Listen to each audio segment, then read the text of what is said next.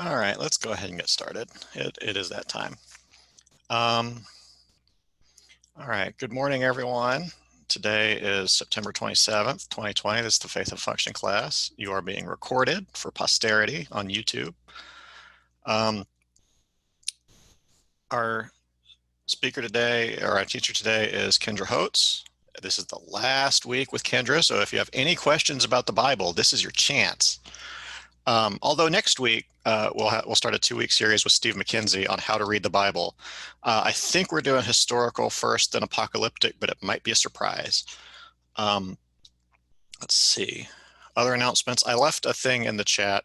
The Adult Ministry Committee is recruiting people to write Advent devotionals. I already secretly recommended some of you without your knowledge. But if you're interested in writing one of those, you can respond in the chat or just let me know, or let other people know. Let's see, I think that's it as far as announcements. Are there any joys and concerns?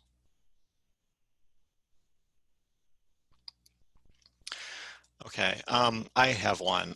My grandmother died yesterday morning. Her name was Sarah Osama, and so her funeral is sometime next week. We don't know yet. Anyone else? All right, Kendra, I'll let you get started. Let us pray.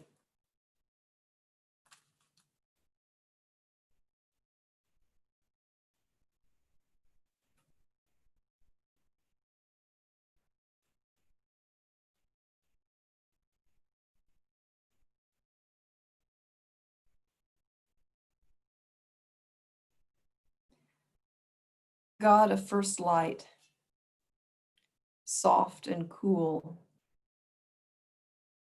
the morning creeps in, pushing back the indigo sky of the night. Wake our senses, O God. Attune our eye to your presence in the details of the world, in the small bits we are likely to miss. Life emerging from the ground,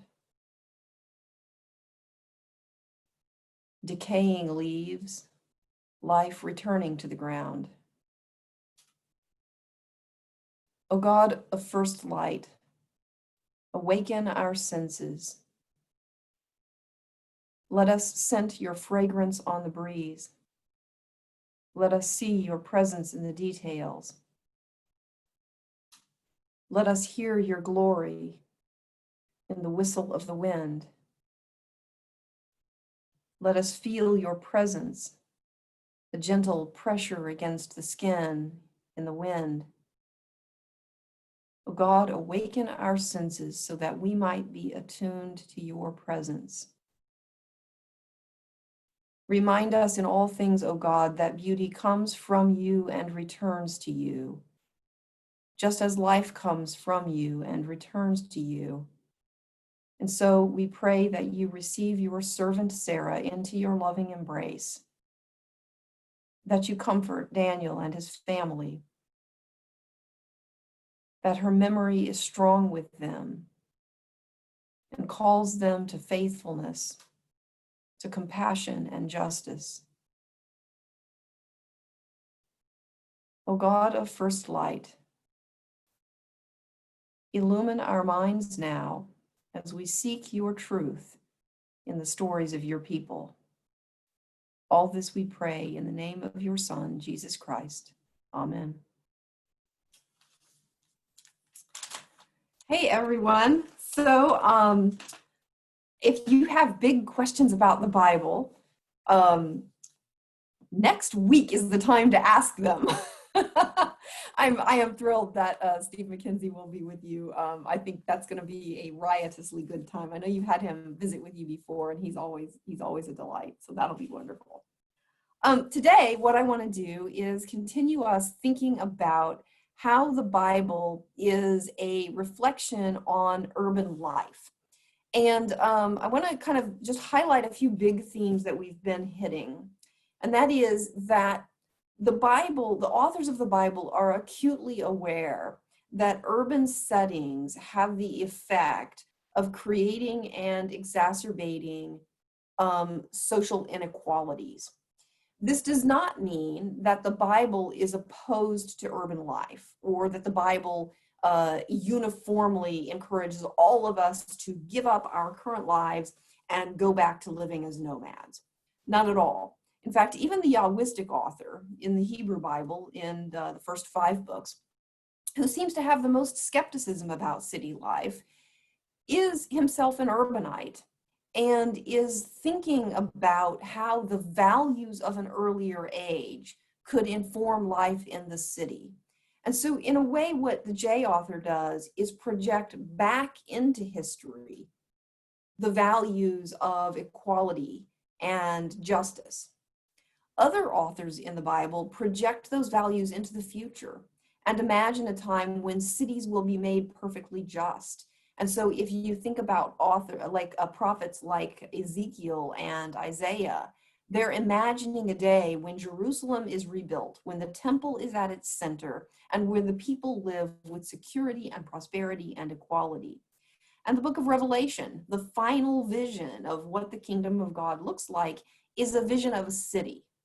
So the Bible is not anti-city, but the Bible is largely written by people who live in cities. You know, scribes are by their nature urban creatures. You need the kind of specialization that comes with urban life in order even to have scribes. So when you think about the people actually physically writing the Bible, you're thinking about people living in urban contexts, and any challenges they raise to that city life are challenges to their own setting. And so they're either projecting into the past or into the future what it would look like to get an ideal human community. And what they all agree on is that that vision of an ideal human community is one in which people do not want for their basic necessities. That everyone has physical security, that they have a place to live, that they have food to eat, that they have adequate clothing. Even think about the Lord's Prayer. The most basic request there from Jesus to God is, give us our daily bread, right? Make sure that we have enough to eat each day. So this is kind of the context in which we're thinking about urban life. And today we turn to a really distinctive challenge that is part of city life. And that is, what happens when you eat with other people? What happens when you eat with people outside of your household? So, middle of a pandemic, I find myself actually wondering, gosh, what would it be like to eat with people outside of my own household? So I think maybe we have a distinctive opportunity here to think about what good meals together look like. We're going to spend some... Did I just mute myself that whole Yes. time? Okay. We're going to start with, and then we lost you, but it was only a couple of seconds. You're back. Oh, good, because I thought, did I say that whole thing? Y'all No, no, are no. just smiling. That'd be typical. All right, we're going to start with some passages from 1 Corinthians. I've put them over there in the chat. And the big one we're really going to investigate today is 1 Corinthians 11, 17 to 33. We have looked at this before. Now, I'm sure you do not remember every time I have visited with this Sunday school class, but I distinctly remember covering this passage in the past. And we're going to do a new run at it today, try to read it with fresh eyes. It's possible that something I taught you in the past was, well, just wrong, right? One of the interesting things about biblical scholarship is it doesn't stand still. And so the way I taught you to read this in the past, there was some consensus around this is the model for how to read 1 Corinthians 11, 17. And now John Kloppenberg, and I told you this is the scholar I've been working with, not personally reading his book, right, recently, has proposed a different way of reading this from what has been the consensus among biblical scholars. Now, the way we're going to investigate it today is not a settled matter. We're going to just say, what if we read it this different way? What would that mean? And then kind of open a conversation, because I think there's more than one plausible way to read this passage. All right, so first thing is, I never start where I say I'm going to start. We always end up having to go backwards. So there's a place in the book of 1 Corinthians where Paul is already treating food practices. That's chapter 10. And you're all familiar, I know, with this debate. The question is, can we eat meat that has been sacrificed to a pagan god? And of course, we know that the most common way of getting meat would be to go to the marketplace, and the food that would be available to you would be leftovers from a sacrifice. That's kind of, the butcher is the priest. That's where you go and get your food. So the question is it okay basically for us to eat meat at all? But it's also a question of, what do I do when I have meals with, I'm going to be a little anachronistic here, but with business clients? What do I do when I have a meal with my patron? How am I going to eat with other people when they are eating foods that have been sacrificed to a pagan god? I think a lot of vegetarians have this challenge. What do I do when I'm invited into the home of a friend and everything they're serving has meat in it? Oh my goodness, when you come to the South, you can't get anything without, even the green beans have pork in it, right? Every item on the menu, they're going to find some way to sneak meat into it. And so I think a lot of vegetarians have that kind of challenge. Like, do I say, okay, the need to honor the social gathering is a higher priority than my principled objection to eating meat? Or do I say, oh, thank you, this is a lovely meal, but I fake it and say, oh, I'm fine with the bread, I really don't need anything else, right? Those are different kinds of choices about what you do when your food practices are different from other people's food practices. So, and by the way, I'm not recommending either of those. I've been in that position. I know both of them are incredibly awkward. So, so he's thinking about a community that is not in a primarily Jewish area. They don't have access to lots of kosher foods. And so is it okay for us to eat this non-kosher food, especially food that was dedicated to some other god? Can I do that? If you look at chapter 10, verse 31, look at the conclusion he draws here. Because this is really the principle that governs the decision you make. Can somebody read that? Does anybody have it? Chapter 10, verse 31. Just unmute yourself and maybe read, actually read all the way from 31 to chapter 11, verse 1. I can do it. So whether you eat or drink or whatever you do it all for the glory of God. Do not cause anyone to stumble, whether Jews, Greeks, or the church of God, even as I try to please everybody in every way. For I am not seeking my own good, but the good of many, so that they may be saved. Okay. Paul being very humble there, right? Do it like I do it. Imitate me, just like I'm imitating Christ. Okay, what's the principle for deciding what to eat? Don't hurt other people by what you eat. Don't hurt other people by your choice. Okay, don't make anyone stumble. And remember that the goal here is to seek not your own advantage, but that of the many, right? Whatever choice you make, your goal is to preserve unity. So some of you know the answer to this, but just sort of speculate. What could that mean about whether you should be eating this meat sacrificed to idols? I think it was something like, you can, but if there are other people who would have a problem with it that are there with you, then at least then you shouldn't.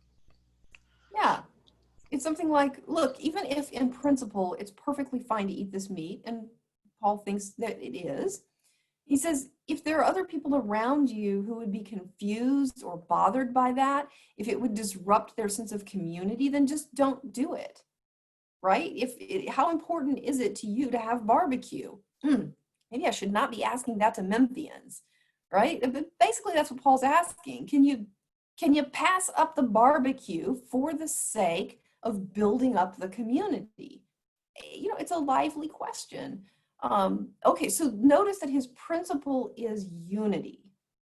Now, hop over for just a minute to chapter 12. It's always useful to sandwich what we're going to focus on between other things. So go to chapter 12, and somebody, can you read us verses 4 through 7? Paige. Unmute yourself. It is here. That was 12, 4 through 7. Yep. Now there are varieties of gifts, but the same Spirit. And there are varieties of services, but the same Lord. And there are varieties of activities, but it's the same God who activates all of them in everyone. For each is given the manifestation of the Spirit for the common good. To one is given through the Spirit the utterance of wisdom, and to another the utterance of knowledge according to the same Spirit. To another faith by the same Spirit. To another gifts of healing by the one Spirit. To another the working of miracles. To another prophecy. To another the discernment of spirits. To another various kinds of tongues. To another the interpretation of tongues.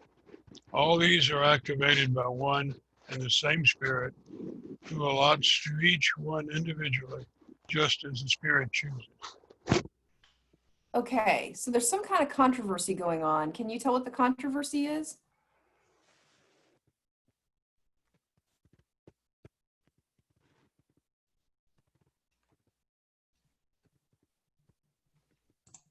Mary Edith, I can tell you're answering, but you got to unmute yourself. Which are the best gifts? What are, who's better than who with their gift? Okay, who's better than who? Who's got the best gift? Mary Edith, is that what you were going to say? Well, I was going to say that it seems to sort of focus on speaking in tongues and whether that's the best gift. Okay, so some people are saying, listen, I can speak in tongues. That's the best gift. And other people are saying, I have the gift of prophecy. I can do miracles. This is the best gift, right? When we all know that making fried chicken is the best gift. So the issue here, they're having some competition about who's the best in the church. And what's Paul's principle?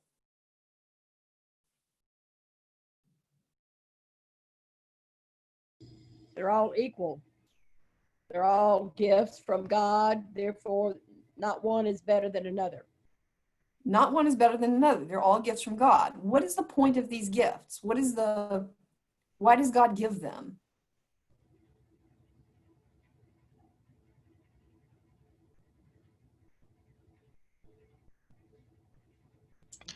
For the common good. For the common good, right? Okay, so what you're getting here, sandwiched before the kind of the bread of the sandwich in chapter 10, it is do what is for the good of the whole. The point here is to build up the unity of the community. And in chapter 12, the other piece of bread in the sandwich is do what is, the point of the gifts is for the good of the whole, right? So on both sides of the argument in chapter 11, Paul is preferring a principle of unity. And it's an egalitarian principle as well. Do what's best for the whole. No one's better than anyone else. Okay, now let's get to the peanut butter and jelly of the sandwich, chapter 11. Did you think I was going to say the meat of the sandwich? No, okay, you didn't care what I was going to say. All right, so I'm going to come back to verses 2 through 16 because something funky is going on there. But we've got unity before, unity after, and so you should be expecting that in chapter 11, we're going to find something about unity. Okay, I want you to pretend that you have never read this before, okay? Try to come to it, and I know that's nearly impossible, but try to come to it without an expectation about what might be going on here. So Paul says, this is starting in verse 17 of chapter 11.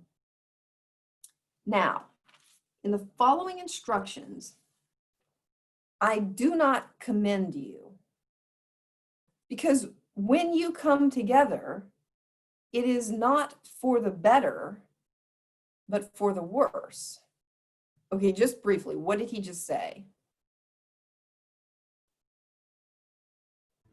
He said the opposite of what he'd been saying, didn't he? When you come together, I do not commend you. Yeah, you're doing it wrong. Yeah. Yeah, you're doing it wrong. Yeah. It's like saying, you know, when you were in college and you wrote a paper and your professor started out with a few sentences about how, oh, you had a good idea here, and I think this is really thoughtful. And then, but let me make a few suggestions, right? That's the heart of the matter. So Paul's, you know, in what follows, I am not going to commend you. He's getting ready to tell them, this is bad news. You're doing something wrong. When you come together, you're not making things better. You're making things worse. Stop that. Let's find out what he wants them to stop.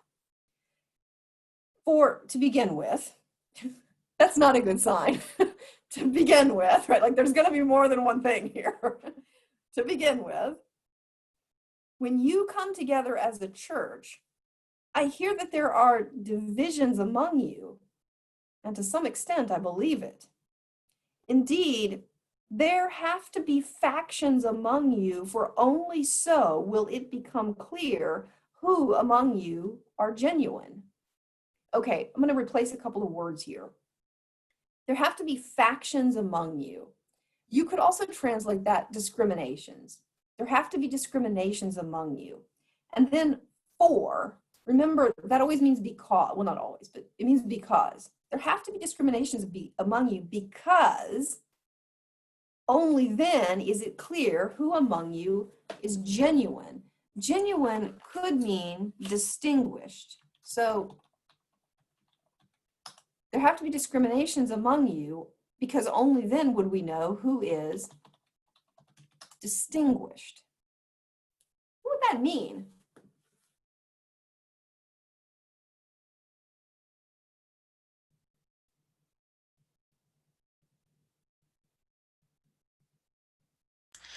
So as it's translated here, it suggests that some people are doing it right and some people are doing it wrong. And so there's obviously multiple factions and one of them is right.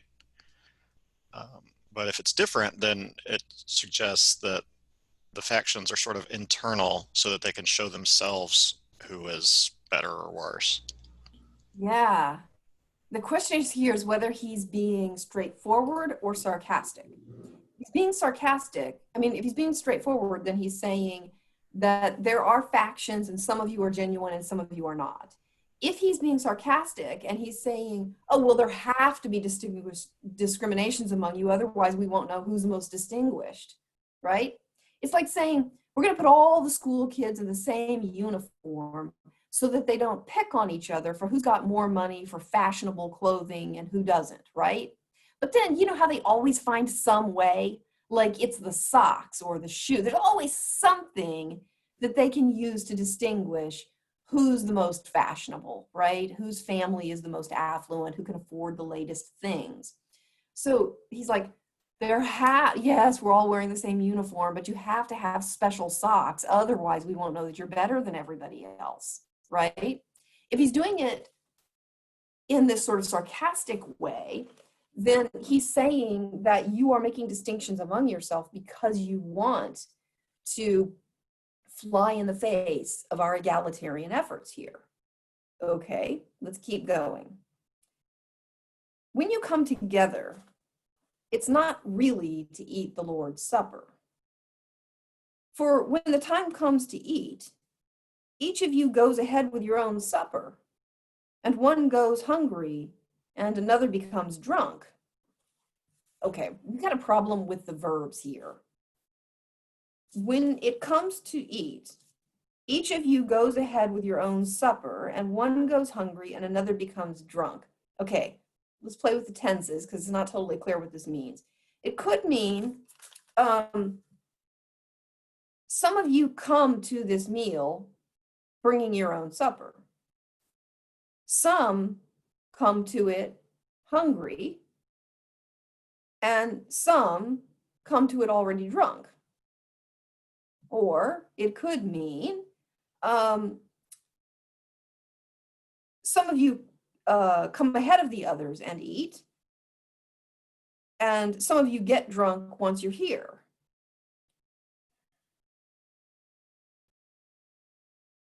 When it comes time to eat, each of you goes ahead with your own supper, and one goes hungry and another becomes drunk. What are the possibilities that what could be possibly going wrong here in Corinth?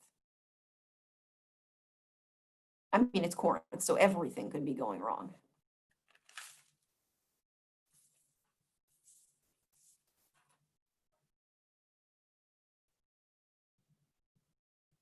Well, there's the lack of unity again, I mean, that he is seeking. That everyone's doing their own thing and not really caring about the other. What does it mean that they're each doing their own thing? How could Well, what you have some bringing some are going hungry, some are have plenty, they have more than they need, the drunk perhaps, and some are maybe I bring my own so that I don't have to eat what you're eating. So there's this idea where he says for the good of all, they're not doing for the good of all, they're doing for the good of themselves.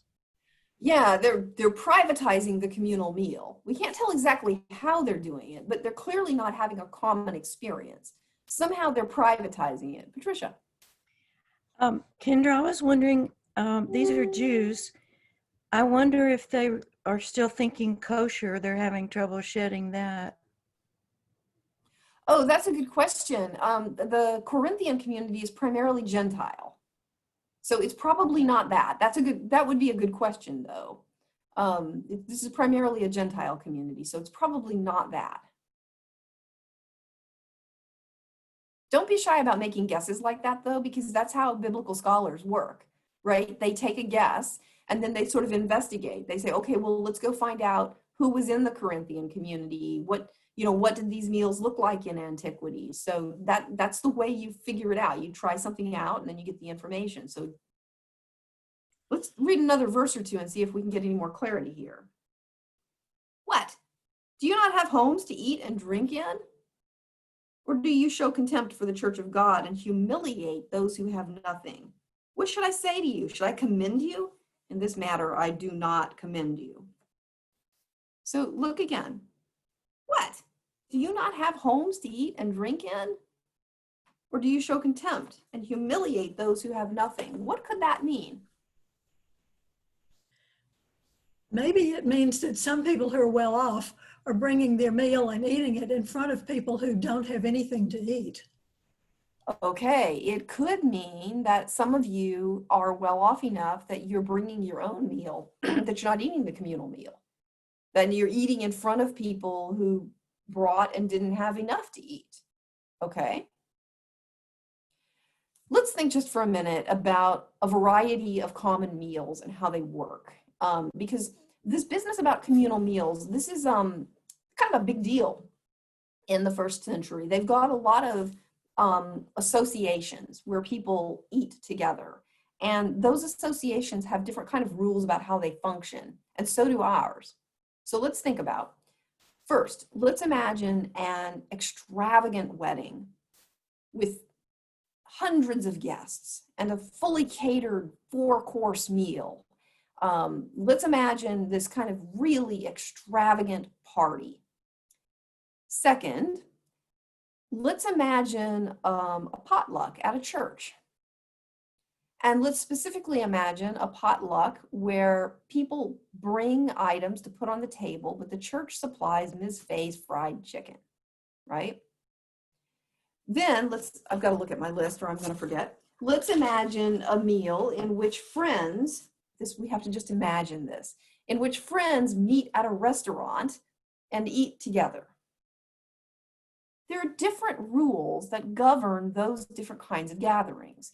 So let's start with the wedding. Who foots the bill for that common meal? The families that are doing the wedding. I don't know specifically who, but the people doing the wedding pay for all that. Okay, the people getting married, or traditionally like the parents of the people getting married. Do the guests pay to come for that meal? Not at a good one. Not at a good one, right? You're not supposed to, I mean, okay, you bring a gift, But no, you don't pay for it. The idea is that, now we're talking about an extravagant wedding. So in Rome, this would be like a wealthy patron who throws a banquet. And in a way, what the wealthy patron is doing is showing off their social standing. And so the guests come and they don't have any responsibility for paying for that meal. Sometimes scholars have imagined that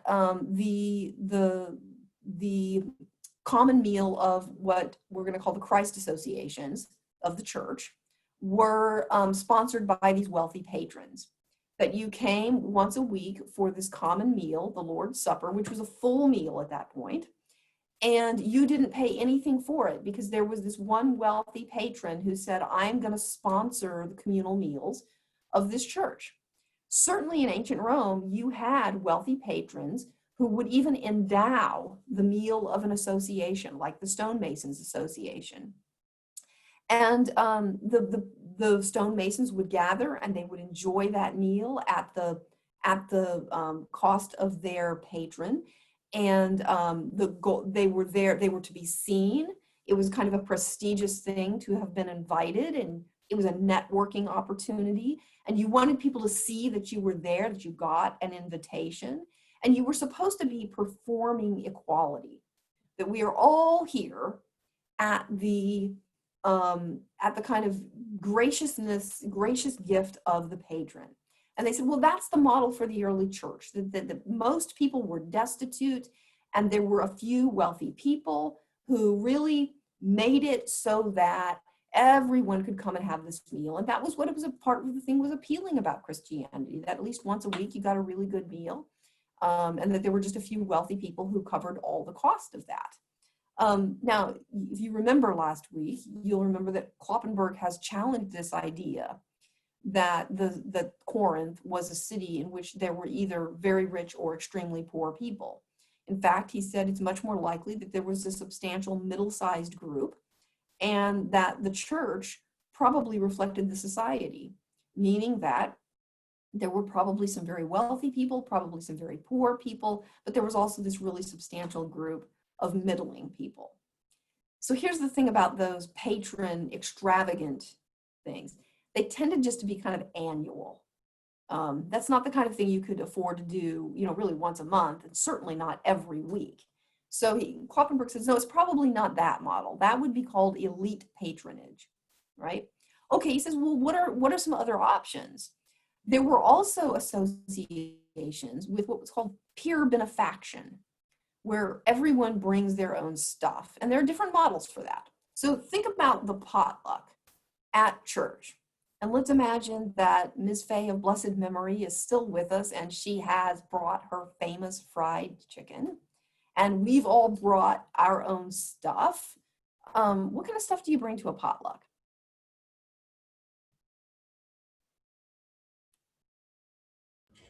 Desserts, green beans, casseroles. Desserts, green beans, casseroles. Somebody always brings that mystery salad that's kind of jiggly and green, and nobody, what's actually in there? Okay. Yeah, and you bring what you can, right? You bring what you can afford. You bring what you're skilled enough to provide. You bring what you have the leisure of time to make. And some of us remember the potluck on the way to church and hop into Kroger real quick and grab something and pull the packaging off on the way into the fellowship hall, right? Okay, everybody brings what they can. And then when you go through the line, what do you take? You take some of most things. Some of most things. You take what looks good, right? You don't kind of go and say, well, I brought this so it's mine and I'm taking this to my table, right? Everybody shares everything. Well, what about the fried chicken? Who supplied that?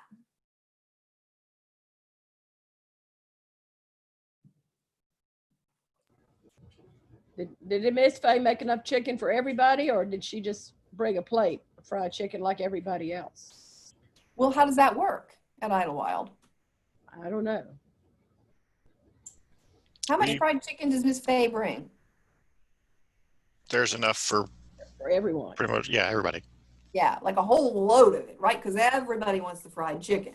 Okay, who provided the fried chicken? Who put the bill for that? The church did. We gave them money, and then they do a lot of stuff, including frying chicken. Okay, the church did, and that's us, right? We give the church money, and then it uses the money for a whole bunch of stuff, including the fried chicken.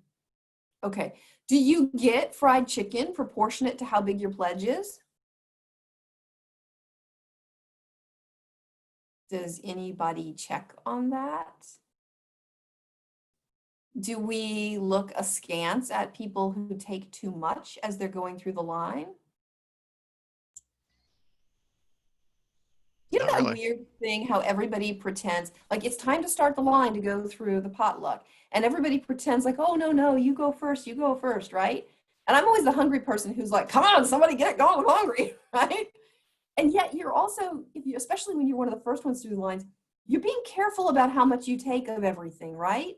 Because you want to make sure the people at the end of the line have enough, right?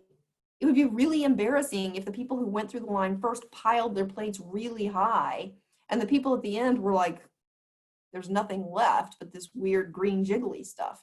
By the way, I don't mean to offend you if you make that weird green jiggly stuff. It's a mystery to me what it's made of. Okay, so, and it shows up at every church I've ever been to. Like every church potluck anywhere, and I've been in a lot of churches, that stuff always shows, sometimes it's pink, but it always shows up. Okay, so think about, those are different norms that govern what you expect about who's responsible and how much you take and kind of what is the function of the meal.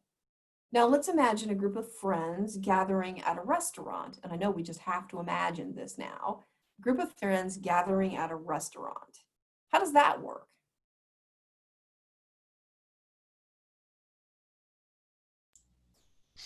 You show up, everybody probably orders their own stuff, although sometimes you can have, them cater or order for everybody. But usually you just order your own thing and then that's what you eat and you pay separately or you divide it up, it depends. Okay, so one model is we show up, we each order our own thing, we each get our own bill, right? Okay. Have you ever had the model where you're like, hey, let's get an appetizer for the table, let's get a pitcher of beer, do y'all do that? Is that just like working class people like me who do that? You've had a meal in a restaurant, right, where you ordered a pitcher? How do you figure out who pays for what? That can be a place for disagreement. Like, well, they ate more than I did, and yet I've got to pay equal, or they drank more than I did. Yep. I don't drink beer, but I've got to pay for the beer. Yeah. Oh, yeah, I can. Settling. Daniel. You can have them divide up some of the common stuff more or less equally, and then you can also silently judge your friends. You can silently judge your friends. Absolutely. A lot of times you just divide it and you figure it comes out equal in the end, right? I mean, we're friends. We'll come together another time. Maybe you had one glass more out of this pitcher than I did, and next time I'll have one more than you. And it works out in the end. We're friends. We all know that. We just split it and don't worry about it. But then you can also have those moments of friction, like, well, not everybody at this table is equally comfortable with the amount that we're spending. And when we agree just divide it up, then we're imposing on everybody similar expectations about what you can afford to have. But we're also looking down the table like, you drank half the pitcher last time too, right? You kind of a free rider here. And then maybe you also have challenges like, okay, somebody at the table has a gluten allergy and we just keep ordering stuff they can't eat. Right? When you think about the norms that govern that kind of meal, there's lots of sensitivity to who's present. And so we're going to order according to what everybody can eat, according to what everybody likes, according to what everybody can afford. And we're also going to be careful that we're sharing equally. And that doesn't have to be written out in strict laws because we're friends and we understand that we want to do what maintains the friendship, right? Maintaining the friendship is more important than getting the last bite of that appetizer.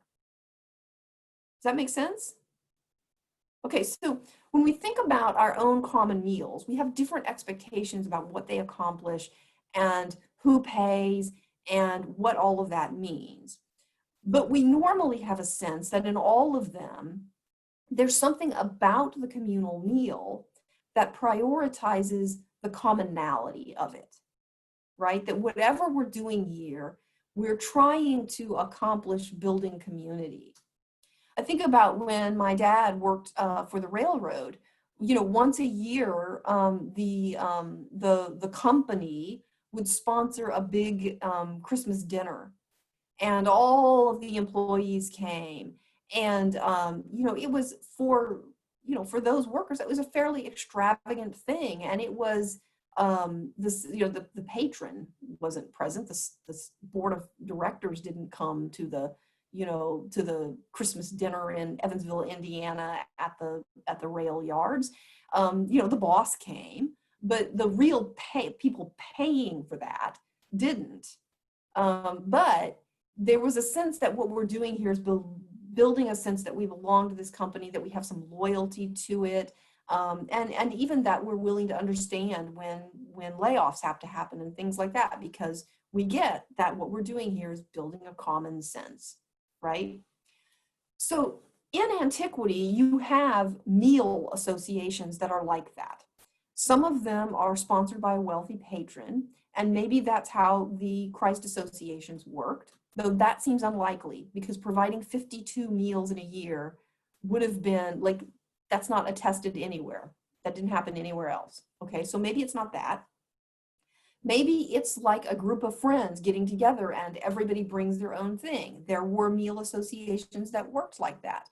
Maybe everybody pays dues and you use that fund to supply the meal and everybody shares in it equally. Maybe there are exceptions for people who can't afford to pay their dues. All of those things were present in the first century. And here's the thing, we have extensive bylaws from those meal associations, and we have their accounting ledgers. They look very similar to the kind of thing that the Church at Corinth was probably doing. We don't have the accounting ledgers from the Church at Corinth, and we don't have their bylaws. But scholars ask, might we assume that they did have accounting ledgers? And what might we assume that they did have bylaws? And if they did, what did they look like, right? Paul's letter might give us some clues about what those bylaws looked like. So in some of these communities, the bylaws specify that everybody gets a certain portion of the wine. So in other words, when you're passing the pitcher around, there is a rule in place to make sure that nobody pours a second mug before everybody else has had a first. Why would you make a rule like that?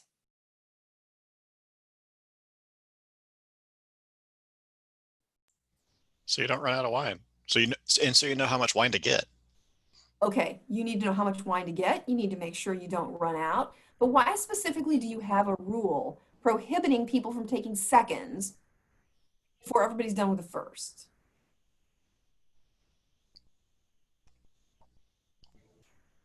Thank you, Kathy. Somebody's hogging the pitcher, right? Right? You know what that's like. You go out. We with have beverage friends. tickets that the company gives you for the Christmas party. Exactly. You give your ticket, how many, right? But you go to dinner, you're at the long table, and you're like, the pitcher's been at that end of the table for a really long time, right? Pass it this direction. Yeah, that's what they're dealing with. That they've got people who are taking more than their fair share of the wine. And so you got to make a rule. Don't take more than your fair share. You also have problems. You have some associations where everybody brings their, like a potluck, everybody brings their food. And the idea was that you give the food to the god. These are normally associated with temples. And then it's a sack, you've given it to the god. And then gods are very generous like this. They give it back. But when they give it back, the gods are giving it to the community so that it belongs to everybody, not to the person that brought it. But there are bylaws that say when the god returns the food, it belongs to everybody. The god does not give the food back to the person who brought it. Again, why do you make a rule like that?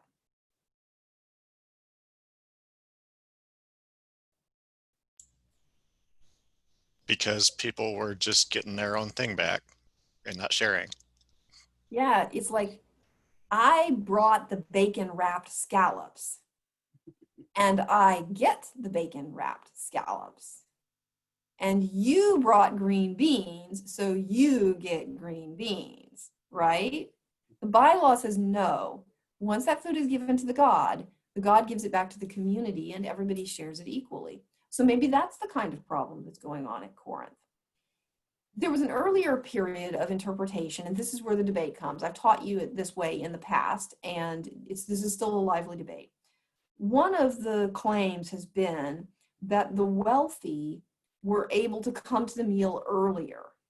So the idea here is that everybody would have been sort of paying dues. We would think of that as making an offering, and the community would use those funds to supply the food for the common meal. And this has been kind of consensus for quite a while now. The problem was that the wealthy were coming early, eating most of the food, and by the time the poorer members could get there, they didn't have enough left to eat. So that's how I was trained to read this. I think I've taught you to read it that way in the past. But when you look at it, there are other options. And one of the interesting things Kloppenborg does is he looks at labor practices in ancient Rome. And this was new information to me. I'm sort of fascinated by this. Ancient Rome was chronically and systematically underemployed. So we think of kind of a good situation where everybody has full-time work, right? The Romans didn't really think that way. You didn't say, you know, I paid this much for this slave and I'm going to get all the productivity out of this slave I can. I'm going to get as much labor as I can for a better return on investment. They didn't think that way. You've got a slave and they're going to be idle much of the time. Some of the time they're going to be working. Certainly agricultural laborers are going to be very busy during the harvest and pretty much idle at other times of the year. You're also going to have, say, construction workers, and the stonemasons can't work at the same time that the carpenters are working. And so the carpenters are idle while the stonemasons work and so forth. Rome was sort of organized economically so that people didn't think of a standard workday like 8 hours. And it wasn't an expectation that the poor were putting in more hours working, right? So he says there's no reason to assume that the wealthy would have been able to get there earlier. In fact, there's a literary trope that the wealthy sort of show up late, you know, the fashionably late kind of thing. So it doesn't look like this is primarily, at least for Kloppenborg, probably not an issue of the wealthy showing up early and eating everything. It could be, though, a couple of things. It could be the wealthy feeling entitled to more because they've contributed more. It could be some people coming and saying, oh, I'm really hungry. And so they eat more. And other people say, oh, no, it's fine. I'm not that hungry. Take as much as you want. Because you feel like a jerk saying, I don't care how hungry you are. We're going to divide this equally. And so they're sort of playing on the emotions of others and taking advantage of them. If you look at where Paul, this is verse 22, what? Do you not have homes to eat and drink in? Or do you show contempt for the church of God and humiliate those who have nothing?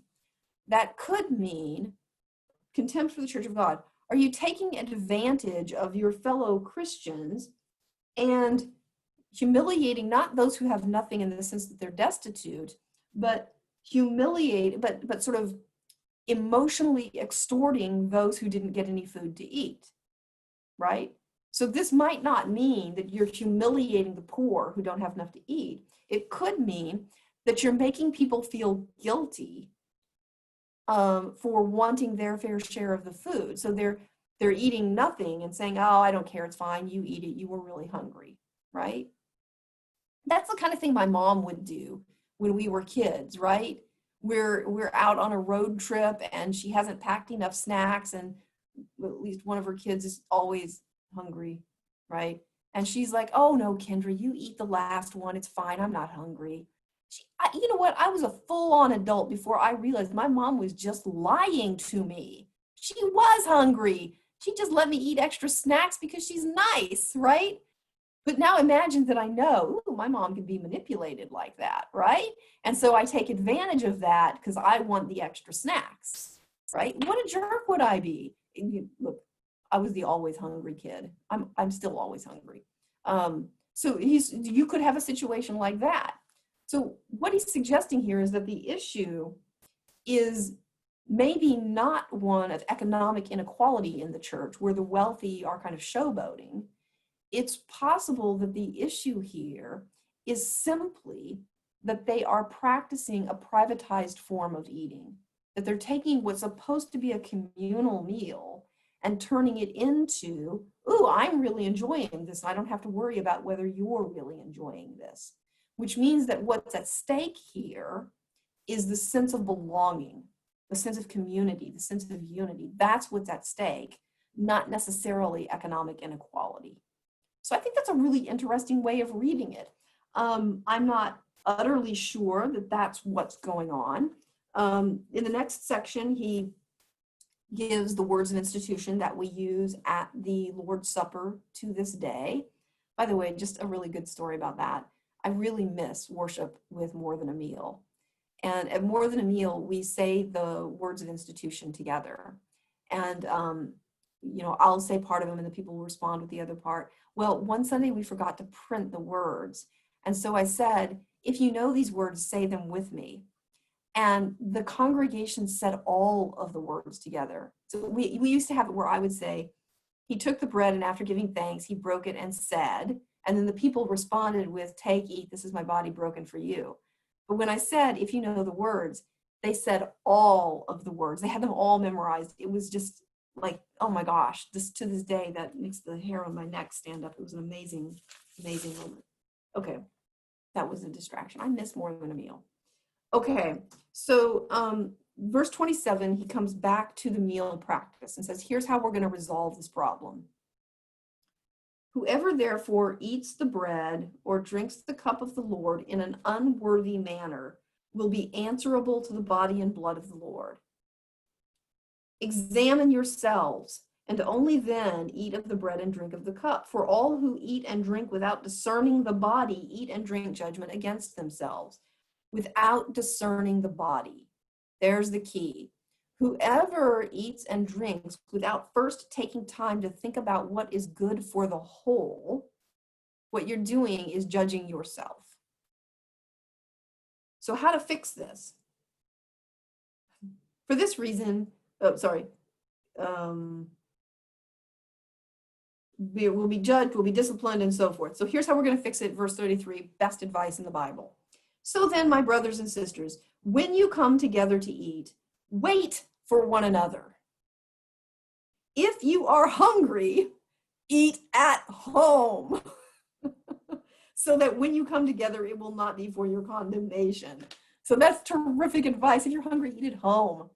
But also notice he's presupposing that they have homes to eat in. And earlier he said, what? Do you not have homes? He is presupposing that he is talking to a community of people who have their own homes, who have access to food that they can eat. And so that, I think, might be another indication that Kloppenborg is onto something here, that it's not the wealthy eating everything and then the poor come late, because these appear to be people who have homes, who have food. The issue is that they're not eating together in a way that's reflective of that kind of unity. So the key here is that Paul is trying to create an urban communal meal experience that reflects the egalitarian sensibilities and values of the community. He's trying to cut against the temptation to privatize, to say, I got mine, you get yours. The idea is to build a strong sense of belonging to one another. That's the challenge for an urban context, to build a sense that we don't segment ourselves, but that we truly belong to each other, that we have obligations to each other, that we will give up things for each other. That's the kind of value he's going for. And that fits with the apocalyptic imagery elsewhere in the Bible that the final vision is of a city with equality. It also fits even with those projections into the past, the projecting back to this sort of semi-nomadic lifestyle where we all just have what we can carry with us. So they're, in both cases, what they're trying to do is bring either future or past values into a contemporary urban setting and have us practice together enacting rituals that will reinforce to us that we belong to each other, that we have obligations to each other, that build unity.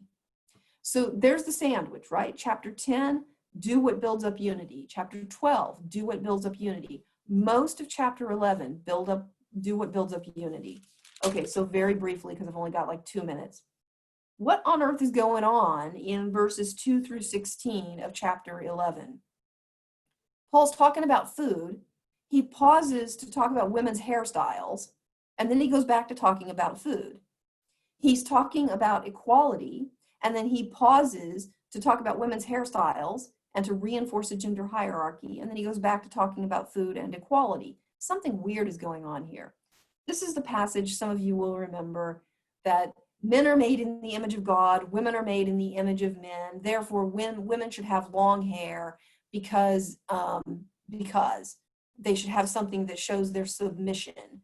That is not why I'm growing my hair longer right now. It is simply because I do not trust Matt Matthews anywhere near my head with scissors, and I haven't been to have a haircut. That's right, recorded for all of posterity. I do not trust my husband with scissors near my hair. Okay, back to Paul. And so the woman has to have this symbol of submission on her head. She has to be veiled. She has to have long hair. Men, he says, should have short hair because it's not natural for men to have long hair. That's a really weird claim. And it's this hierarchy. Women are actually not even made in the image of God here. They're made in the image of men, and men are made in the image of women.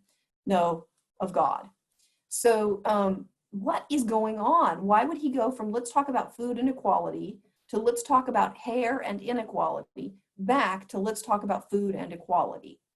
If you just skip those verses, the argument flows absolutely seamlessly from chapter 11, verse 1 to chapter 11, verse 17. If you read it and just took those verses out, you wouldn't know that something was missing. It wouldn't be like a head scratcher. What? I think I missed something. Also, the vocabulary and syntax here is a little odd for Paul. And so a lot of scholars think that those verses are pseudo-Pauline, that they were not originally in 1 Corinthians and that somebody inserted them there in a period where the church was becoming less egalitarian in terms of gender relations. I don't know if that is a kind of definitive answer on that or not. If Paul wrote it, I don't like it. If Paul didn't write it, I don't like it. And that, I think, is something we can come to terms with, that as sophisticated readers of the Bible, we are not expected to agree with everything in it. The Bible doesn't agree with itself, right? There are intracanonical arguments. The invitation to be part of the community of Christ is the invitation to become part of the argument. It's to be invested enough in the community that you will stay in the argument, even in the midst of disagreement. So if you think about this thing about, yes, it is okay to eat food sacrificed to idols, other people in the New Testament didn't think that. They outright explicitly reject that claim. You cannot agree with the author of the book of Revelation and agree with Paul. You cannot do it. They disagree with each other. So when I say, I don't know if this is Paul or not, but either way I disagree with it, I'm not trying to be flippant and dismissive, although I am trying to be a little bit funny, right? Instead, what I'm suggesting is that we can have this sort of honest adult conversation about what the Bible actually says. We don't have to squeeze it into something that's palatable to us. When something is an affront to us, we can ask, why? Isn't it affront because it would require challenging sacrifice on my part and I don't want to do that? Isn't it an affront to me because I've been deeply steeped in biblical values and this strikes me as contrary to that, right? We can think about when something strikes me as wrong, why? What's at stake there? And so for me, these passages are interesting to look at because they fly in the face of the argument Paul is making immediately before and immediately after. Okay, I held you over by 1 minute. I apologize. I've really enjoyed our 6 weeks together, and I look forward to seeing you again soon. Take care, everybody. I'll see you in worship in about. Yeah, Daniel, Yes. where does your grandmother live? Where was she? She lived in Camden, Arkansas. Oh, okay. Thank you. Thanks, Kendra. Yes.